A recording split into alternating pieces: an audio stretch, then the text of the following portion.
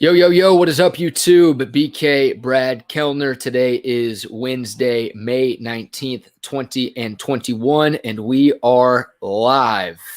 At least I think we're live. At least I hope we're live. I think we're good to go. I'm going to wait until one of y'all comments so I know I'm actually live and not just talking to myself. Or maybe no one wants to join tonight. That would be a problem. That would not be good. I think we're live. I'm going to try to tweet this out so people know that I'm live. And then I'm going to retweet this from the Horn Twitter account. All right, there we go. There we go. Got some comments rolling in. We've got some people in here. Hope everyone's having a great night to this point. If you're new here, I am BK Brad Kellner. Appreciate you stopping by. If you're old here, I'm still BK Brad Kellner. That's still who I am. But I still appreciate you stopping by. Let me retweet this from the Horn Twitter account so we can get as many people in here as possible. So everyone gets the opportunity to be a part of this thing. I promised you all a live chat, and we've got a live chat. Might do another one of these this week, but definitely want to do at least one live stream per week on this channel. Some housekeeping. Please like this video if you haven't done so yet, and please subscribe to this channel if you have not done so yet. Getting very, very close to 1,000 subscribers. It's a big number for us in the YouTube community. I'm actually checking my YouTube channel as we speak. I'm at 991 subscribers, guys. We're so close. We're 9 away. So hopefully by the end of this video, by the time I'm done with this live stream, hopefully we're at 4 digits. Hopefully we're at 1,000 subscribers. That would be huge. But appreciate y'all stopping by. We're talking Texas football. I've got a couple of things I want to discuss, and I'll answer your questions too. We'll do a Q&A. So whatever's on y'all's mind, whatever y'all want me to talk about, whatever y'all want to hear, let me know. Hit me in the comment section. But yeah, like this video, subscribe to this channel, hit that little notification bell next to subscribe so you're always informed when I go live and also when I drop recorded content as well. And this video is brought to you by Last Stand Hats. Check them out, laststandhats.com. Use code BK10 at checkout for 10% off your purchase of any Last Stand hat. You can see the discount code scrolling across the bottom of your screen. So if you forget, just wait like 5 seconds and you'll be able to see it again. All right, if my eyes wander, guys, it's nothing personal. There's just a million sports on right now.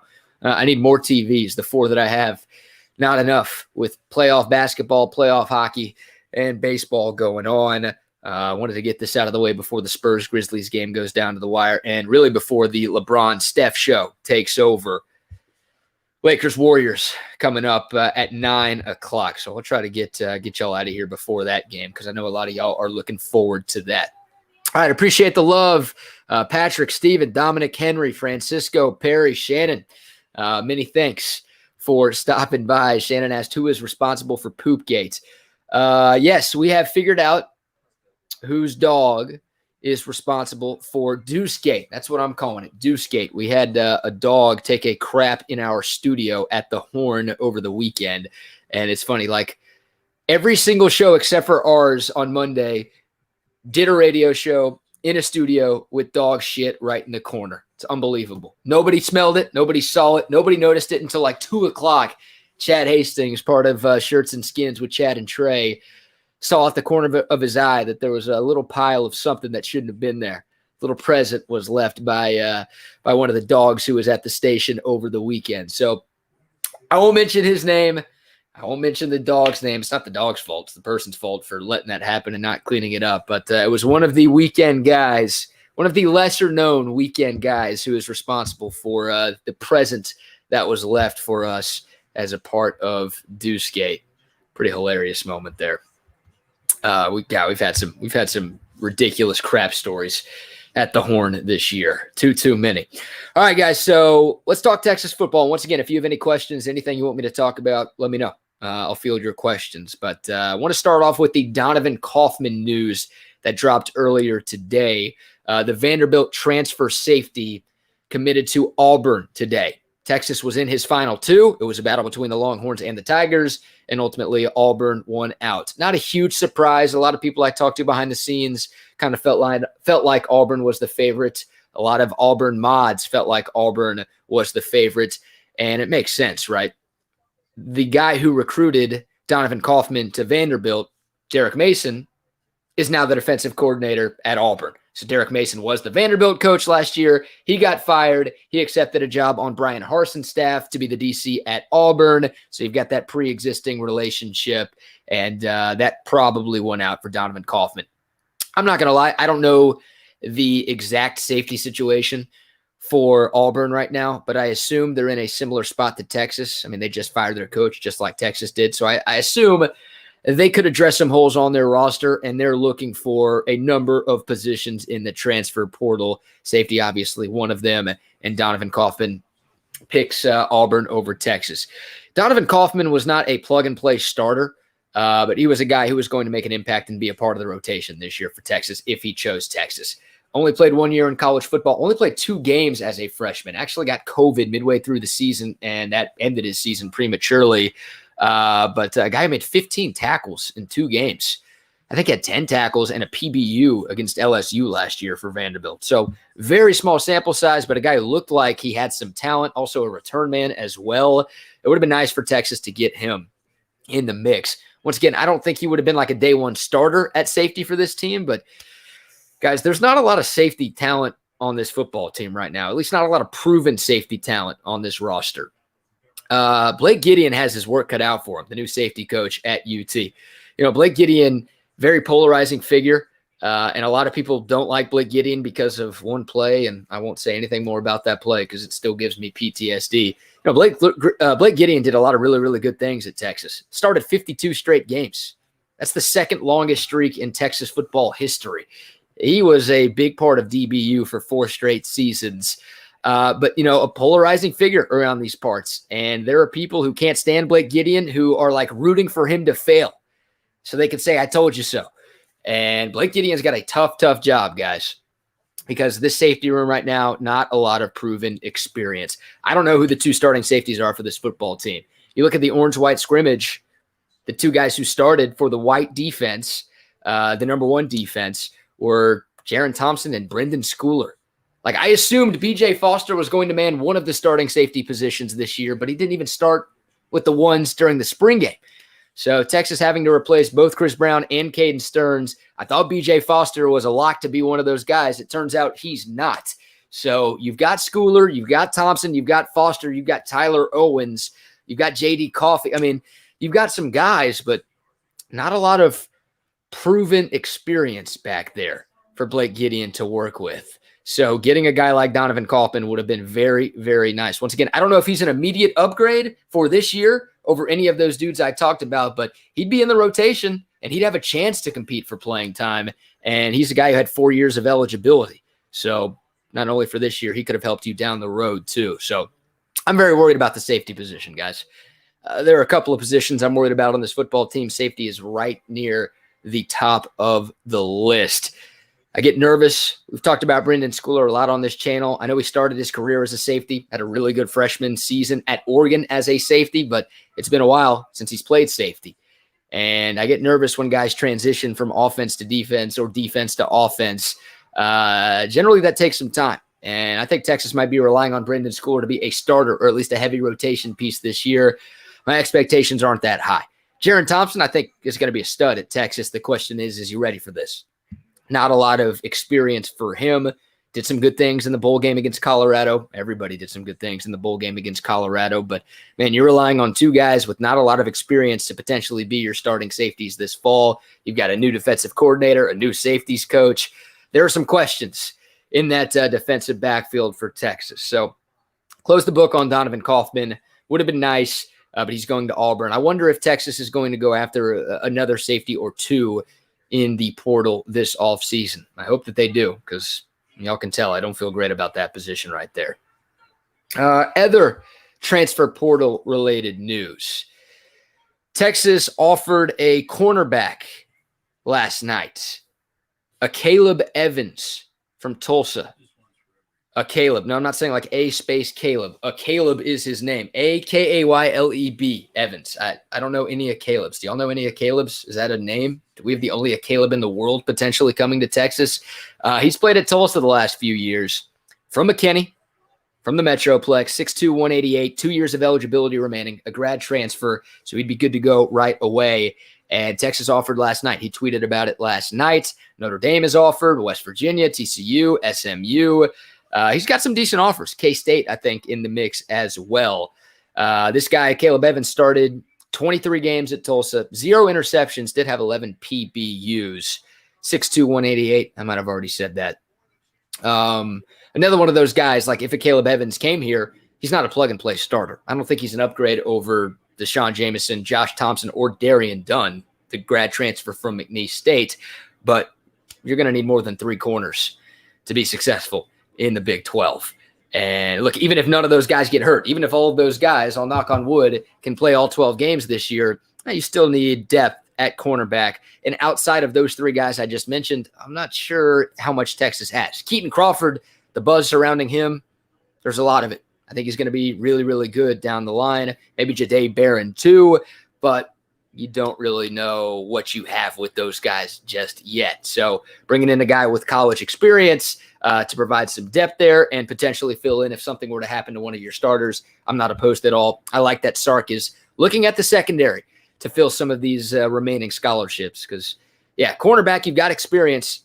Senior with the 3 guys I talked about, but now they've all had their bumps and bruises along the way. Deshaun Jameson hasn't been perfect. Josh Thompson hasn't been perfect. Darian Dunn was great at McNeese State, did not play last year, and is obviously stepping up in terms of class, in terms of opposition class, going from the Southland to the Big 12. So we'll see what happens with the Caleb Evans. I have no idea when he's making a decision. Once again, Texas offered just last night, or at least he tweeted about the offer last night, so I assume it came pretty recently. But, yeah, the secondary, not as strong as I want it to be. I like that Sark is going after the secondary in the portal.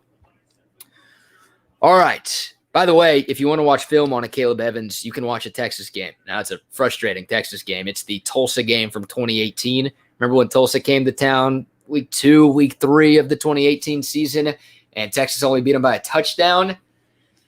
Caleb Evans was on Tulsa and played in that game for the Golden Hurricane. That game sucked. Should have been a sign.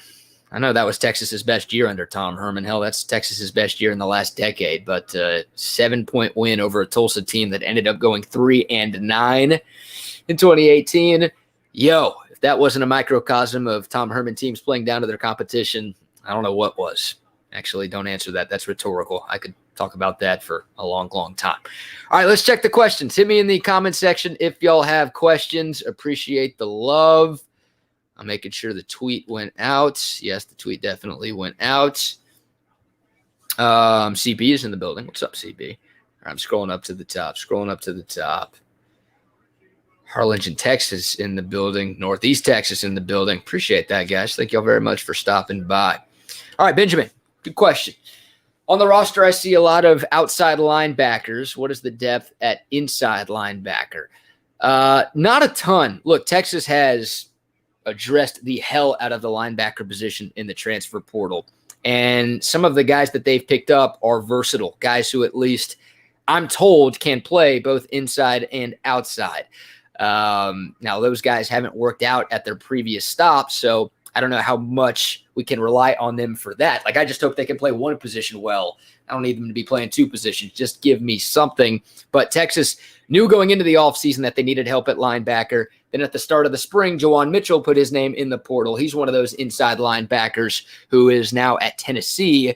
So you're a little bit shorter there. But with Ben Davis, with Ovia Gofu, with Ray Thornton, with Devin Richardson, Texas has tried to address that linebacker position in the portal. Of those guys, in terms of depth at the inside linebacker spots, you got DeMarvion Overshown.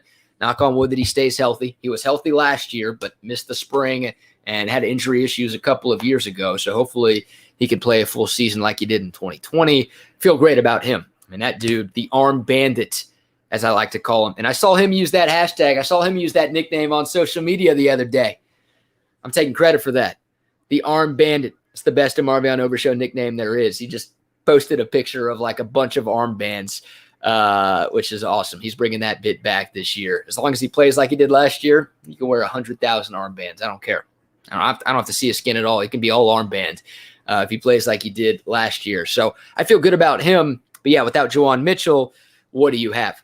I think Devin Richardson and Ben Davis, of those transfers that I talked about, I think those two are the most likely to be inside linebackers for this team. You've got David Benda and Jalen Ford, young guys, but guys who made some things happen during the spring as well. So you've got bodies there. Maybe Tyler Owens is going to slide down from safety and play a little bit at linebacker. He tweeted out sort of hinting towards that during spring ball this year, that he's getting a little bit of work closer to the box. So there are pieces there for Pete Kwiatkowski to work with. And Pete Kwiatkowski, he's so multiple, man. He's going to find ways to get his best 11 on the field. So if that only means one linebacker, like if DeMarvion Overshown is the only sort of inside-ish linebacker, off-ball linebacker on this field or on the field at one time, then he'll do it. I mean, Pete Kwiatkowski did that a bunch at Washington. He would slide defensive backs into the box all the time to address weaknesses that he had at linebacker. So, yeah, I wonder how PK is going to make it work, but I think he will make it work. Like, Texas has a lot of questions on defense. They're returning less production than any other team in the Big 12, losing their best player by far in Joseph Osai, losing the two starting safeties, losing Jawan Mitchell, losing Taquan Graham. You're losing some bodies there, but still, despite like all the replacements and despite the, unproven commodities that Texas has on defense, PK's got more talent here than he had at Washington more often than not. PK was just a phenomenal developer. Now I'm talking about on paper, right? Like Texas, despite losing all those guys, on paper, Texas has more talent than Washington did when Pete Kwiatkowski was there. But PK was able to find ways to maximize the talent of his roster and find ways to put guys in situations to be successful. So, yeah, even if on paper you're a little short at one position, PK is going to find a way to make sure the defense doesn't fail because of it. Good question, though, Ben. Let's see. Or is your problem? That's awesome. Does Texas go after a transfer offensive lineman? If not, does this mean Coach Flood is happy with the current product on campus? I haven't heard a lot in terms of Texas going after transfer offensive linemen. I actually talked about this in a recent recorded video I did, maybe last week. Steve Sarkisian is being very selfless with the portal. You think about all of the guys who have transferred to Texas right now this offseason.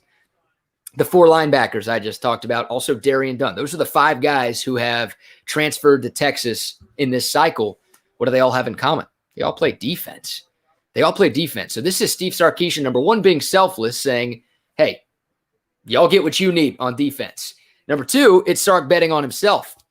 He feels good about who he has. And Xavier Worthy doesn't count as a transfer, right? Because he's part of the class of 2021, didn't play for Michigan. So he's more of a recruit than a transfer. But all of the transfers to this point in this cycle have been on the defensive side of the football. So, yes, to answer your question, I think that means Kyle Flood and Steve Sarkisian are happy with the guys that they have on campus. That scares me a little bit because the quarterbacks were running for their lives during the orange-white scrimmage, especially Hudson Card. So I'm a little bit nervous about the offensive line without Sam Cosmi in 2021, but Texas has had the chance to go after multiple offensive linemen in the transfer portal, and Texas isn't even offering guys. It's not like they're offering and they're missing out. No, Texas is not offering most of the offensive linemen that have been in the portal to this point. So, yeah, I guess that means Coach Flood is happy with the guys that he has right now. Henry asks, any news on Palier Neote Ote? I think I got that name right. The last I've heard is not good news. The last news I've heard is not good. I think 2 weeks ago, there was a belief that Neote Ote was coming to Texas. I honestly think he told some Texas coaches that he was coming to Texas, but Ohio State offered very late. And last I've read, Ohio State is in the lead for Neote Ote. I'm almost surprised that we haven't had an announcement regarding his decision just yet. But, man, you asked me that question 2 weeks ago, Henry, I would say he's coming to Texas. You ask me that question right now, and I say I think he's going to Ohio State. So that's the latest from behind the scenes, unfortunately. Let's see. Oh, somebody already answered that question in the comments. My bad, guys. I'm scrolling down from the top. Appreciate the love. Appreciate the comments. Any questions you have? Anything you want me to talk about? Keep firing away. Uh-oh. I scrolled down too far. Would the Tulsa grad transfer corner be a great addition? We talked about that. Thank you for coming by, Patrick. Thank you, Joey, for stopping by. Appreciate that.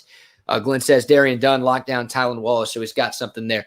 Yeah, I mean, he had a very good performance against Tylan Wallace. I can't call it a lockdown performance because Tylan Wallace still had, I think, 100-something yards. I mean, Tylan Wallace still had a couple of huge plays against Darian Dunn. But when you think about a receiver as good as Tylan Wallace, an All-American Biletnikoff finalist type of receiver going up against a corner from McNeese State, you would expect way more of a slaughtering than what Tylan Wallace did to Darian Dunn. Darian Dunn actually held his own more often than not in that day. On that day against Tylan Wallace, but I wouldn't go locked down. But yes, there's something with Darian Dunn. I wouldn't be surprised at all if he overtakes one of Deshaun Jameson or Josh Thompson at some point during the season. That's more of an indictment on those other two guys. Too many inconsistencies from those two corners last year for me to feel great about those guys being my starters for all 12 games in 2021. Will Bijan break the 1,000-yard rusher drought? Oh, he better. My God, he better. It'd be a disaster if Bijan Robinson does not get at least 1,000 yards this year. Who's the last 1,000-yard rusher we've had? Is it Deontay Foreman when he ran for 2,000? Right, Trey Watson didn't get there. Ingram never got there. Am I missing somebody? Rojo didn't get there. Sam never got there, even though he led the team in rushing a couple of times. Yeah, to answer your question, though, CB, yeah, Bijan's going to break that drought. No doubt. No doubt in my mind. Perry, how do you feel about the Arkansas game? That place is going to be a madhouse. I feel great about the Arkansas game, guys. The news came out Monday that Texas-Arkansas would be a primetime game. It's going to be 6 o'clock on ESPN Saturday, September 11th, and that got me excited. I know some people were freaked out like, hostile environment, playing at night, old rival. It's a recipe for an upset. I feel great about it. I'm excited it's in prime time because I want to watch Texas beat the absolute shit out of Arkansas. Pardon my French. I'm not on the radio. I can say that. I feel great about that game. And the whole country is going to be able to watch Texas take care of Arkansas. I'm more nervous about Louisiana than I am Arkansas. Louisiana's a good team. They're going to be ranked. But Arkansas, they look better under Sam Pittman. They were still 3-7 last year. They lost 52-3 to Bama. They lost by 28 to Florida. They lost by 27 to Georgia. Their only wins were against the Mississippi schools and Tennessee. And those teams were all awful last year. So Arkansas is also replacing its quarterback. Felipe Franks off to the NFL. They've got a lot of starters back. They've got some pieces. Sam Pittman's doing a much better job than Chad Morris. Like, you and I could do a better job than Chad Morris did at Arkansas. That was a disaster. But I feel pretty good about that game for Texas. And I think Sark knows, number one, he knows Arkansas. He's coached against them the last couple of years. I think Sark knows how big of a game that is for Texas. So I feel good about that game here on May 19th. Brent, would 9-3 be a good year this year? I think so. I mean, part of the equation for me is the eye test. I know this is a results-oriented business, so you'd rather be 12-0 and look terrible every week than be 9-3 and look great every week. But, 9-3, and we see some obvious improvements from this team. We see just less mental mistakes, less dumb penalties, less special teams miscues, all of the stuff that we've seen way too often around here. I'm fine with 9-3. I mean, Texas is going to be favored in 10 of 12 games, so Oklahoma, they'll be an underdog. They'll be an underdog at Iowa State. You tell me they lose those two and lose one more, I'm fine with that. I am fine with that. I know some Texas fans might not be, but 9-3 probably means you're third in the Big 12. And considering you've got a first-year head coach and a first-year starting quarterback and the least returning production in the conference, I can live with that. I can stomach that. But that's right there, Brent. That is right there. Anything less than that, then people would be questioning.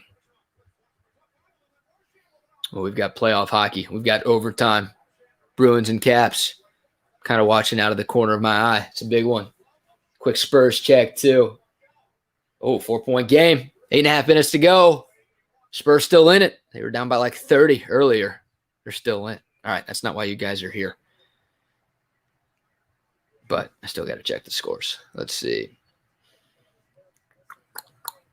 J-Rod, I don't see us winning more than 6 games this year. What do you think? 6 games would not be good. You're not firing Steve Sarkisian if he goes 6-6, but that'd be a problem.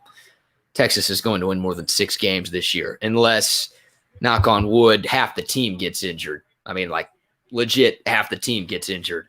Texas is winning more than 6 games this year. All right, scrolling through. Keep the questions coming. Appreciate the love. Where are we going here? Why does it keep automatically scrolling down to the bottom of this video?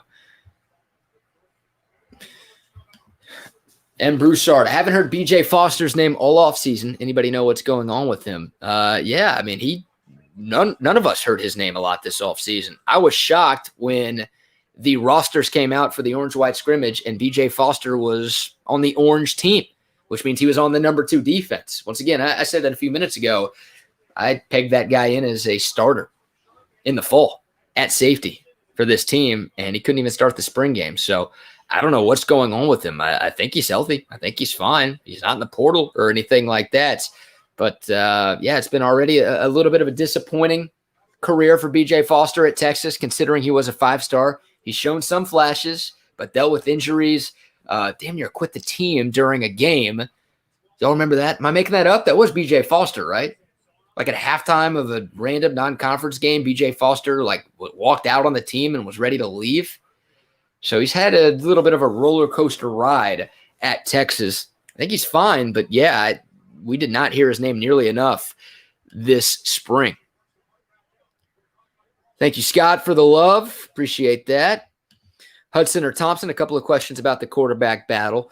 Right now, I think Casey Thompson's in the lead. I think we expected that going into the spring game, and then the fact that Casey Thompson got all of the reps with the number 1 offense during the spring game tells you that Casey Thompson is in the lead right now. Delicate situation with the portal. Casey Thompson more likely to transfer than Hudson Card just because Thompson only has 2 years of eligibility left while Hudson Card has 4. Hopefully neither of those guys enters the portal. But yeah, right now I think Casey Thompson is the guy.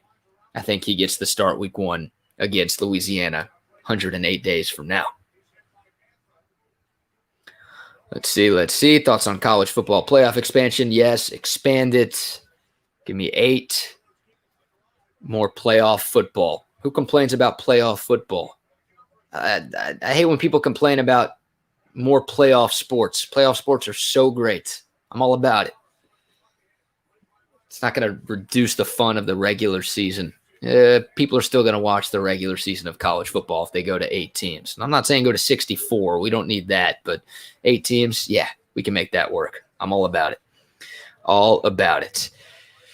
All right, CB, only 2,000-yard rushers since 07. Jamal Charles and Deontay Foreman. There we go. Thank you for that. Can we have the weekend guys at the Horn send that dog to Norman to drop deuces in the OU locker room? Yeah, we could send him up to Detroit. Did y'all see what the Lions coach said earlier this week about wanting to have an actual Lion at Lions practices? And the Pardon My Take guys were asking him about the Lion taking craps on the sideline so players wouldn't run out of bounds. We can just send our dog up to Detroit instead of the Lions up there. We can take care of that. I've actually urinated on the Oklahoma football field. I don't know if I've told y'all that one before. Not during a game, obviously. I wouldn't have been able to get away with that. But driving through Norman to go to Lawrence for a Kansas basketball game when I was in college, a buddy and I stopped at Gaylord Memorial Stadium up in Norman. It was weird. You could just get on the field. There were dudes playing Frisbee. So yeah, you can't do that at Texas. You can break into the field at UT, but you can't just easily walk on the field in the middle of the day like we did. But yeah, a nice whiz in the corner. Still there, I'm sure. All right. Scrolling down. I'll read a few more comments before we get out of here. Now, we're only at half an hour. We can go a little longer. Still a lot of people in the room. Thank you all for stopping by. Please like this video if you haven't done that. Please subscribe to this channel. Getting closer and closer to 1,000. I'm actually going to check right now and see if we've hit 1,000. The goal when we started this video was to get to 1,000 subscribers by the time we were done with this video. We started at 991, and right now we're at 992. Not great, guys. It's not what we were looking for. I guess most of you watching right now are probably already subscribed, so I appreciate that. But if you're not, please click that little subscribe icon. We'll see if we can get to 1,000. All right. Most of Louisiana's games were within one score. Yeah, Louisiana's good, guys. They won 10 games last year. They went into Ames and beat the hell out of Iowa State. That game wasn't close, and that was a short-handed Louisiana team. They were dealing with COVID issues right before the start of the season, so they were without 5 starters, and they went up to Ames and beat Iowa State, the team that beat Texas in Austin last year, a team that finished second in the Big 12. So 10-1 last year, and oh, by the way, they've got more returning production than any team in college football. And Rod and I were talking about this on the show earlier today. Billy Napier, the head coach at Louisiana, turned down the Auburn job this offseason. Turned it down. Like the head coach at Louisiana turned down the Auburn job. Stunning. Why did he turn that job down? Well, he thinks he can get a better job somewhere else. He's not like the Bill Snyder of Lulav. He's not staying at Louisiana forever. He's waiting for a bigger job, and he thinks he can get a bigger job. And my guess is he's had September 4th marked on his calendar for a long time. He's had this Texas game circled for a long time. Because if Billy Napier can come to Austin, Texas and beat UT, Auburn's a great job. There's going to be better jobs calling for Billy Napier. I think he could be waiting for the LSU job, right? If Ed O gets rained out of town this year, which is crazy to think about considering he won the national championship 2 years ago. I think Billy Napier's probably waiting for that one. But yeah, turning down Auburn, that is risky when you're coaching at a Fun Belt school. And he thinks he's got a good shot to come in here and beat this Texas team. You know Louisiana's going to be ready to go. You know they're going to be motivated. Texas is more talented. Texas should win that game despite all of the coaching and roster turnover that the Longhorns are going through. But it's not going to be easy, guys. Louisiana's going to be ready to play. That'll be the biggest game most of those guys play in their entire life.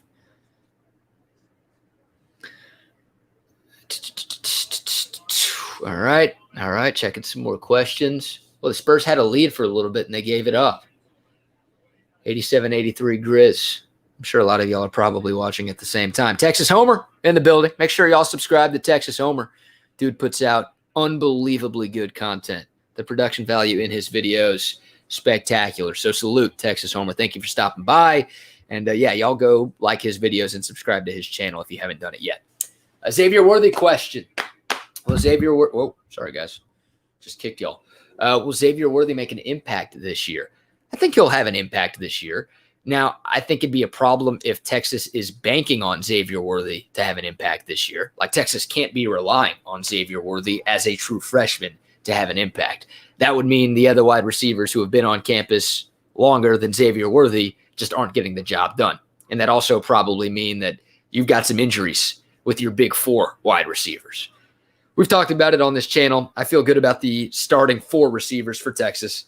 I mean, they're not Alabama's receivers from the last 2 years, but Jordan Whittington, Jake Smith, Troy O'Meary, and Joshua Moore. I think all those guys are good players. And I think Sark's going to make them great players. But all 4 of those guys have injury history. So the question was going into the spring, and the question still remains, outside of those guys, who do you have in that wide receiver room?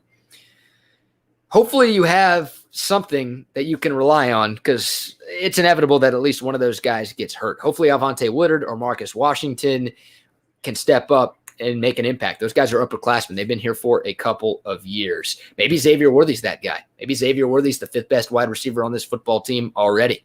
Hell, maybe Kai Money's that guy. Kai Money did some good things in the spring for this team. Maybe he finds a way to get some playing time this year. But my point is, like, you don't want to rely on Xavier Worthy this year. Will he have an impact? Yeah, I think he's going to have a few catches for Texas. He's too fast not to.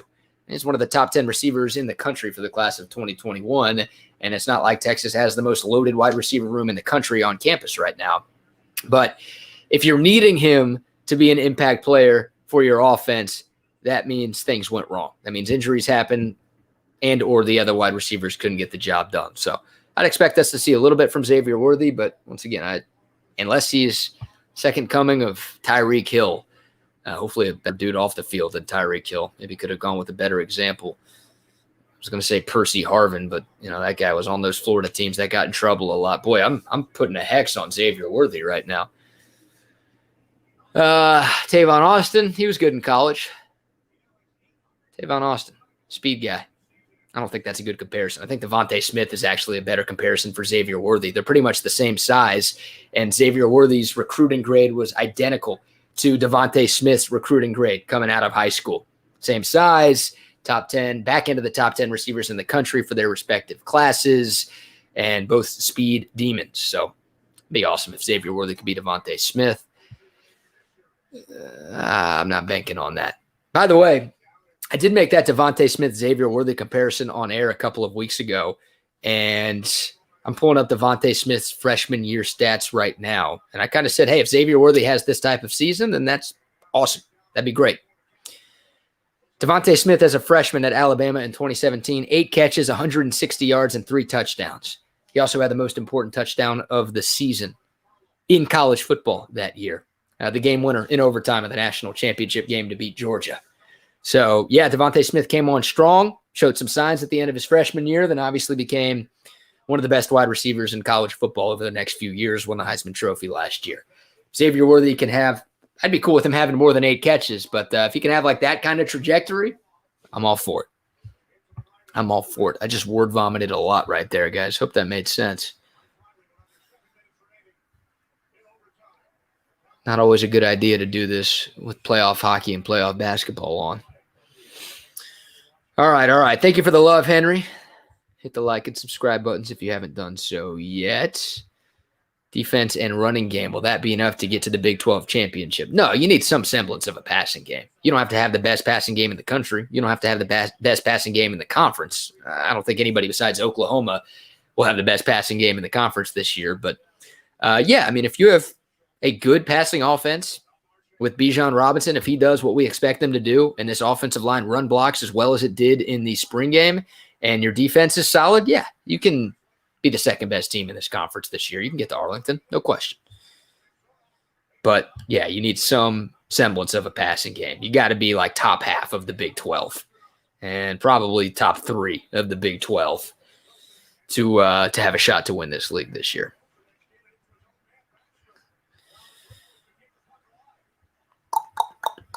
What else? Ooh, the Bruins nearly scored. Playoff hockey's unbelievable, guys. I don't know how people don't watch playoff hockey. I really don't get it. Like, even if you don't like hockey, just if you like sports, you have to watch playoff hockey, especially when it gets to overtime. There's not much better in sports. All right. Does Sark get over the Gary Patterson hump? God, I'm so tired of losing to Gary Patterson. I'm so tired of losing to TCU. That game in Fort Worth this year, hopefully he can get over that hump this year. Texas will be favored in that game.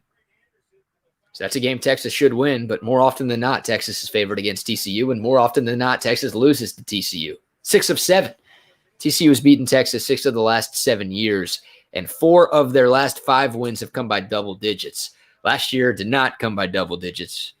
That one hurt a lot. The Ingram fumble, and then TCU taking a safety in the final seconds to really just rub some salt in the wound. I'm so tired of losing to TCU. It's personal for me at this point. Like, Texas is not losing recruits to TCU that often. I know Quentin Johnston happened a couple of years ago, but like, even though Texas has not been able to get over the Gary Patterson hump in the last decade, Texas is still bringing in better talent. Texas has better resources. They've got better facilities. Hell, Texas stole TCU's athletic director a couple of years ago, despite TCU always beating Texas in football. But it's personal, man. I'm tired of losing to those guys. There's no business. Texas has no business losing to those guys 6 out of 7 years. It should be the opposite. TCU should be beating Texas once out of every 6 or 7 years. So hopefully, yes, Steve Sarkisian can get over the Gary Patterson hump. But, man, we're on to 3 coaches now. We're on to our 4th coach who hasn't been able to accomplish that feat just yet. Yeah, I'm tired of losing to those guys, man. My goodness. All right. Another wide receiver question. Slow-mo for 3. It's a big 3 for Memphis. Grizzlies up 5. 3:45 left. Wideouts can't get open. That's not changing overnight. They will stack the box and make Bijan run into a wall all season. Okay. Oh, J-Rod, you're the guy who said Texas is not winning more than 6 games, right? So I understand the pessimistic take. Look, wide receivers could not get open last year. Wide receivers could not get off bump and run coverage. That's a long comment. Got like my entire neck cut off. Yeah, no, the wide receiver play has to be better this year. And I've got my doubts about Andre Coleman as this team's wide receiver coach because as the wide receiver coach last year, the wide receiver play was not good. Guys could not get off bump and run coverage. They couldn't win their one-on-one matchups. The good news is Sark's going to scheme guys open. Like Alabama's receivers were awesome, and a lot of what they did was on their own. They were just good enough to win their one-on-one battles. That's why they were open. But there were also times where just the scheme was so good that you or me could have been running a route, J-Rod, and we would have been open. Like, I hope that happens. Like, Sark's offense creates confusion for defenses. I don't think that's going to change. If that does change, then that's a problem because the Sark experiment is not going to work out. But guys are going to be schemed open way more under Steve Sarkisian than they were under Tom Herman. And I think the wide receiver play will be better. Having Jordan Whittington will help. Having Jake Smith will help. And I think Sark's influence on the receivers will help. But, that's fair to have questions about these guys getting open and these guys winning their one-on-one matchups. I think the top 4 is good enough to do that. Jordan Whittington showed us last year that he can do that. Jake Smith has shown us that not every time, but he can do that. Troy O'Meara, if he's as good as advertised, he's going to be a guy that can win those one-on-ones. And when used properly, Joshua Moore in the slot. He's not an outside wide receiver. His size, his skill set does not suit him to be an outside wide receiver, but I think he can get open from the slot. I think you've got enough there. And I think those guys will improve this year. But look, understandable. If you watched this team play last year, your skepticisms, your criticisms are very fair with what we saw from that wide receiver room. Andre Coleman, like if the wide receiver play is not good this year, he could be the first assistant to get fired. And that's going to happen. I don't know if an assistant will lose his job after year 1. Hopefully not. But it almost never happens where 2 or 3 years into a coach's tenure, he's stuck with his entire assistant staff. Some guys might leave and take head coaching jobs elsewhere, but it'll happen where Sark probably feels like he needs to make a move and upgrade somewhere. Andre Coleman, to me, a candidate to be that guy who gets replaced. Hopefully not. But yeah, last year, he did not pass for me. If we're grading the assistant coaches last year, Andre Coleman's not getting a passing grade. If we're grading the head coach last year, obviously Tom Herman not getting a passing grade either. 3 minutes left. Big shot. Rudy. Not that there's anything wrong with that for 3. It's a big shot for the Spurs. When is Rudy Gay going to retire? Guy's been in the league forever. Still kind of productive, too. When are the Spurs going to start a rebuild? Might start after tonight if they can't overcome this 4-point deficit. Better staff at UT, basketball or football? Oh, it's basketball. I love this football staff. I think Sark was a good hire. I think his assistants were great hires for the most part. I love his initial staff. I like Sark's initial staff way more than I like Tom Herman's initial staff, way more than I like Charlie Strong's initial staff. It's a very, very good coaching staff. Drink every time I say staff. But, I mean, Chris Beard is a top 10, if not top 5 college basketball coach in the country. We don't know that about Sark just yet.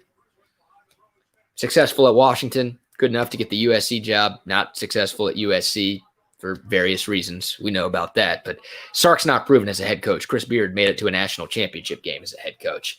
And assistants-wise, yeah, I think Chris Beard's assistants have more skins on the wall than Sark's do. I mean, Chris Beard was able to get, 2 of his 3 assistant coaches, actually 2 of the top 4. Chris Ogden's not even technically an assistant coach, right? He's got kind of one of those support staff roles. He was able to get 2 guys who are head coaches to leave their post as head coaches to come be assistants at Texas. Then he was able to get Jerrance Howard from Kansas, like to steal a coach from Bill Self. That's pretty ridiculous. So once again, I love Sark's staff.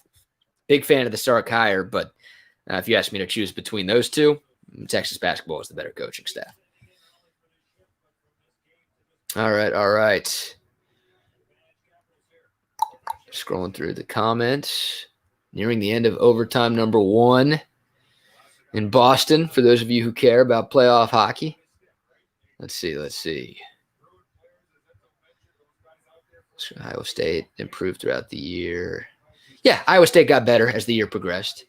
And you're probably right. Louisiana probably does not beat Iowa State if they play in November or December instead of September. But it's still an impressive win for Louisiana. I'm not taking anything away from them. And Louisiana probably got better as the year progressed, too. Only loss was to Coastal Carolina, I think, and they were randomly really good last year. Scott asked, will we get the linebacker from USC? We talked about that earlier. I don't think so, Scott. I think he's going to Ohio State. Appreciate the question. There's a good Xavier Worthy comparison. Rondale Moore. I would love that. Yeah, Xavier Worthy's taller. Rondale Moore was what, 5'6", 5'7", 5'8"? Maybe I'm shorting him a little bit. Xavier Worthy's 6'1", but in terms of speed, Xavier Worthy's pretty close to Rondale Moore. Maybe you can have that type of impact. And Xavier Worthy, once again, I don't think he's just going to get the opportunity to play as much as Rondale Moore did as a true freshman. You got questions about the wide receiver room at Texas. That's fair. Texas's wide receiver room now is better than whatever the hell Purdue's was during Rondale Moore's freshman year. So I hope Xavier Worthy's the second coming of Rondale Moore, but I don't think we're going to see that explosive breakout year one from Xavier Worthy that we saw from Rondale Moore. God, I'm still pissed that we didn't get Rondale Moore. One-time Texas commit. Worked out all right for him, I guess, but shoot, would have loved to have had him here. Are you kidding me? Although Tom Herman would have wasted him too. It's that mindset that continues to plague Texas. What did I say? Oh, I expect or I think to TCU's blue collar. Yeah, I mean, I don't think the fans or the media having that mindset should impact what happens on the field. But if the team has that mindset, that's a problem. I agree with that. You shouldn't expect, you got to put in the work to beat anybody in this league. It's not easy. So, yeah, just because you're favored on paper doesn't mean you're going to win. We found that out a lot over the last 10 years. That's the thing that Sark has to do, right? Someone asked me earlier, is 9-3 a successful season? I'm tired of playing down the competition. I know every Texas fan is tired of playing down the competition. Just stop doing it. Play to a standard. Don't play to your competition. Too many times over the last few years, especially in the Tom Herman era, right? Everybody knew how good of a coach Tom Herman was as an underdog, but when you're coaching at Texas, you're not going to be an underdog that often. You're going to be favored more often than not. You got to hold your own as a favorite, and Tom Herman, that's part of his downfall. One of the reasons why things didn't work. I'm really cute, bro. Hey, thanks. Appreciate that, man. Means a lot. I'm about to hit 1K. Is that right? Appreciate the love. 40 Acre Addicts. Thank you very much for the kind words. Benny says I'm also about to hit 1K. I'm checking. I'm refreshing YouTube right now on my phone. We're at 994. It's not as close as I wanted to be. We've only gotten 3 new subscribers since this video started. That's all right. That's all right. I figure most of y'all tuned in are probably already subscribed. I appreciate that. If you're not, please do subscribe. And please tell a friend. If you got a Longhorn fan in your life, let them know about what we have going on this channel. Make sure you subscribe to Texas Homer, Fanatic Perspective, all of the other Longhorn channels out here. Texas Savage, too. There's a bunch of great content creators covering UT. Looks like the Spurs are going to come up short, guys. Vegas on the line right here. Memphis up by 5 at the free throw line with 13.2 remaining. The Vegas line was 4. Grizzlies missed the first free throw. Cousin had money on the Spurs plus 4. Wouldn't mind another miss and then a cheapy bucket here from San Antonio. That would be nice. That would be really nice. All right, guys. I'll go for a couple more minutes here because I want to watch this Lakers-Warriors game. I think everybody wants to watch this Lakers-Warriors game. It's going to be a lot of fun. Hate that it's starting at 9 o'clock, but that's all right. Hopefully it's close. If I played for UT football, what position would I play? If I had my current body type and stature, I'd be like a punter, but I can't punt. Long snapper, I'd be GPA booster. My GPA sucked. Yeah, you don't want me on your team, dude. You don't want me on your team. Intramurals, I was a receiver.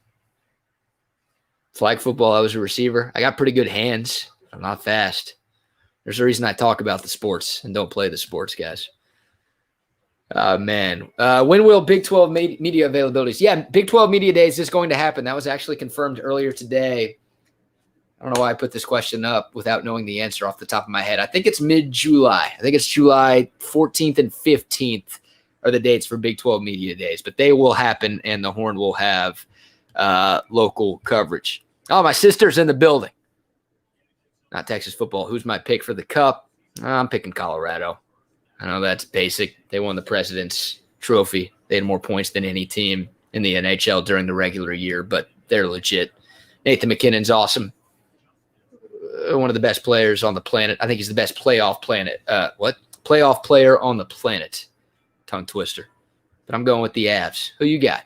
I actually want to know. I didn't fill out an NHL bracket this year, which was stupid. I forgot to get my picks in. All right, a couple more questions. Dominic, great question. Do you think Texas will have someone drafted in the first round next year? If so, who? No, I do not. Not next year. Of all of the players on campus right now, the players most likely to be drafted in the first round are 2 years away from being draft eligible. It's Bijan Robinson. That's Alfred Collins.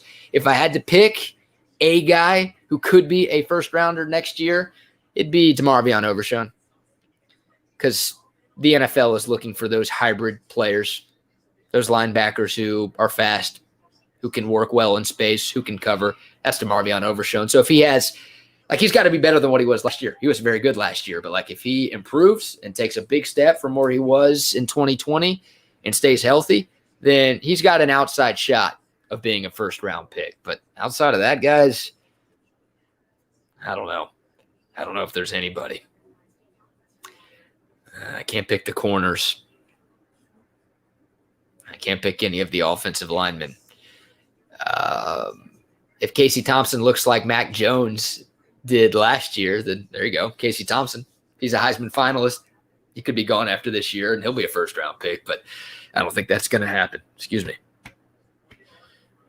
Grilled burgers on the George Foreman tonight for dinner. It's coming back to bite me. George Foreman, what an invention. Also, all of George Foreman's kids are named George or Georgina. Pretty sure that's a thing. Questionable bit right there.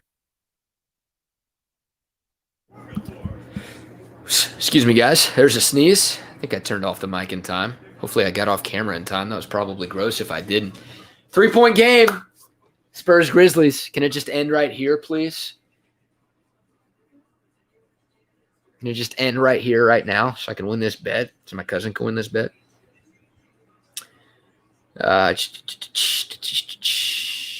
Let's see. All right. Bets on how many returns Mr. Jameson gets this year, return touchdowns. I'll go 1. I'll take 1. If you can get 2, sign me up for that. Hopefully special teams improves this year. Deshaun Jameson is, I'm hesitant to use the word elite, but he is one of the better return men in the country. It's really good. So, yeah, I think he gets 1 this year. 2 would be max. Whataburger or In-N-Out? We're getting all sorts of questions. Whataburger, for sure. I love In-N-Out, too. I'm like, you can like both. I do love In-N-Out, but Whataburger's next level. Next level. Come on, I'm a Texan. You're not going to get any true Texan to pick In-N-Out in that debate.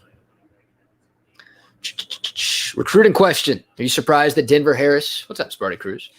You surprised Denver Harris and the other 5-star, Devin Campbell, have had 100% crystal ball projections to Texas for so long? It'd be huge to have them. Yeah, look, Tom Herman, for all of his faults, and there were plenty of faults, he recruited really, really well. And his first full recruiting cycle at Texas was spectacular. He locked in a top 3 class in the country in 2018.